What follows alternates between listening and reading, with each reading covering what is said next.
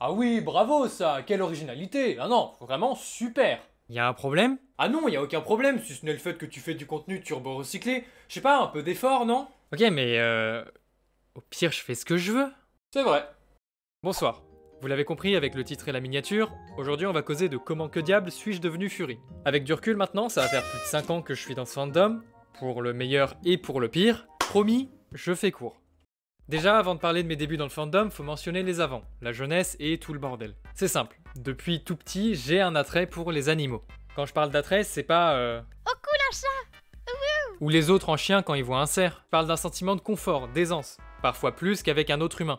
Imagine, tu rentres d'une journée de merde, crevé, concrètement tu veux parler à personne et tu veux juste te reposer. Donc tu t'affales dans le canapé, ton chat se ramène et se pose tranquille, et t'as à la fois de la compagnie et du calme. Et je sais pas, ce sentiment-là, beaucoup le partagent j'ai l'impression, et il y a aucun besoin d'être Fury pour le ressentir. En plus de ce feeling-là, il y a une autre facette de ma personne qui m'a amené à m'approcher du Fury fandom. J'ai toujours préféré les créatures, les personnages en trop de dessins animés, jeux vidéo, films d'animation, aux personnages humains. Je sais pas, je les trouve juste plus visuellement intéressant, plus attractif. Pour X raisons, je ressens plus d'empathie pour un croco sur deux pattes qui tourne et retourne qu'à un humain qui vit sa plus grosse dépression. Je sais pas, au niveau de l'apparence, t'as un énième humain avec les poils aux doigts, fit ses poils au torse, et à côté t'as Lord Barrawolf qui passe sa meilleure vie.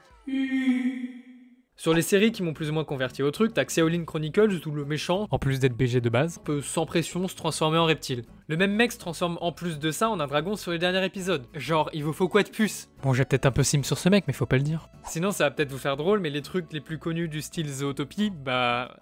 j'ai jamais regardé. Non, Zootopie, j'ai jamais vu. Puis il y a d'autres dessins animés qui ont largement contribué aussi. La Ferme en Folie, Lego Shima, Dino Froze, où les mecs se transforment en dinosaures, genre...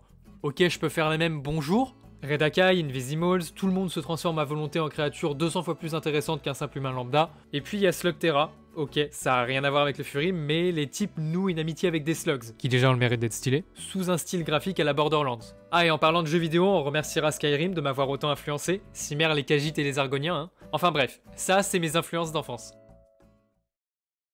Ok, donc le Fury fandom, ça a commencé vers mes 14 ans au collège. Déjà, sans m'en rendre compte à cette époque, je dessinais uniquement du Fury durant mes heures de perm et même en cours. Je prenais des modèles sur Google Images, je recopiais derrière, et j'étais content.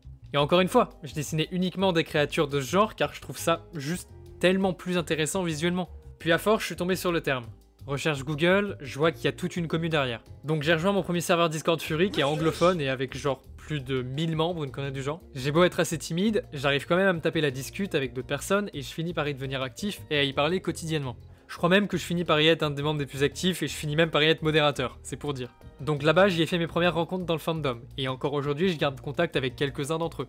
Globalement, j'en tire des expériences positives. J'avais mes amis IRL avec qui je sors et avec qui je partage la vie d'étudiant, et mes amis en ligne lorsque je rentre chez moi, avec qui je partage les mêmes intérêts, etc. Bon, par contre, à l'époque, j'étais cringe, hein, sans déconner. Ubu à chaque message, chose que je suis incapable de supporter aujourd'hui. Comme quoi, parfois grandir, c'est pas plus mal des fois.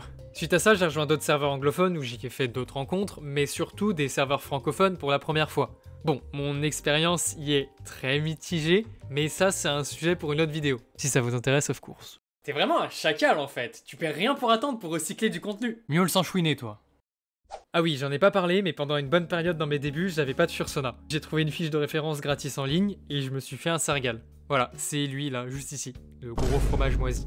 Puis après quelques temps, je l'ai update vers 2018-2019, quelque chose comme ça, pour rajouter d'autres couleurs et tout. Ce Fursona, je l'ai gardé pendant un bon moment jusqu'à me créer fin 2019, celui que vous voyez aujourd'hui, le famoso Snox, qui est un hybride serpent-renard. J'ai trouvé l'espèce de manière complètement random sur DeviantArt, il y avait une refshin gratuite, je l'ai utilisé, et voilà, nouveau Fursona. Puis celui-ci me convient parfaitement. J'adore les reptiles, j'aime les trucs poilus, tu mixes les deux, et voilà. En plus, ça a le mérite d'être ultra unique. Genre, j'en ai vu à tout claquer 4-5 Fursona du même style et c'est tout. Puis en 2021, je me suis fait un OC Mental Beast que vous voyez pop à l'écran. C'est une espèce fictive à moitié protogène et synth. Je trouvais ça cool et c'était libre d'utilisation, et ça l'est encore, bien que je l'utilise pas vraiment. Pour revenir sur le côté social et rencontres, en 2019, quelque chose comme ça, j'ai créé mon propre serveur Discord, Fury évidemment. Petit à petit, ça s'est peuplé jusqu'à atteindre 200 membres en 2021, mais osef du nombre. Le mieux là-dedans, c'est la commu qui s'est formée, les gens que ça m'a permis de rencontrer et à qui je parle encore aujourd'hui au quotidien. Parce que ouais, sur le plan social, si j'avais pas tout ça, je serais absolument rien. J'ouvre ma porte pour sortir dehors, je suis rien ni personne. Et j'ai rien ni personne non plus. Donc si j'avais pas rejoint ce fandom, ma vie sociale serait probablement nulle, inexistante. Et je ferais pas ces mêmes vidéos que je vous propose aujourd'hui. Concernant ma famille, personne ne le sait. Et je doute que qui que ce soit sache en quoi ça consiste. Je mène ma vie tranquille sans que ça pose de problème à qui que ce soit. Et en vrai, les connaissants, je doute qu'ils ont quoi que ce soit contre. Donc là-dessus, j'ai de la chance. Aujourd'hui, ça fait plus de 5 ans, 6 ans même. J'allais dire que ça a pas changé ma vie. D'un côté, oui, mais d'un autre, ça m'a quand même aidé. Ça m'a aidé socialement, créativement, personnellement. C'est cette commu qui fait que je suis pas entièrement seul. Bien qu'IRL ça reste vide, ça aide. Puis je compte pas me barrer d'ici là. En tout cas, j'y vois pas de raison. Faut toujours que j'assiste à ma première convention, un jour, si j'ai la thune, le temps, les amis. Et la fursuit un jour, qui sait, si je deviens Balkany un de ces quatre, ça devrait passer. Y a pas photo, je suis pas artiste, je suis pas un mec de la tech, donc je contribue comme je peux dans ce beau monde. Ça plaît à quelques-uns comme vous, je sais pas comment, mais s'il y a de l'intérêt derrière ce que je fais, pourquoi s'arrêter? Et puis, on a fait le tour. Voilà. J'ai essayé de pas trop partir hors sujet par rapport au titre de la vidéo. J'ai omis certains points qui passent pas trop dans cette vidéo. Peut-être un autre jour, qui sait.